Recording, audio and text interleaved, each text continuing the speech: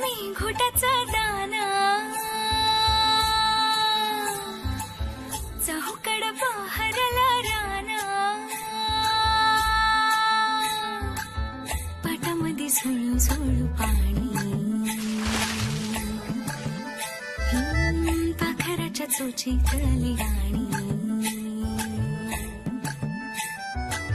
शेतामध्ये राबणारा लेक काळ्या मातीचा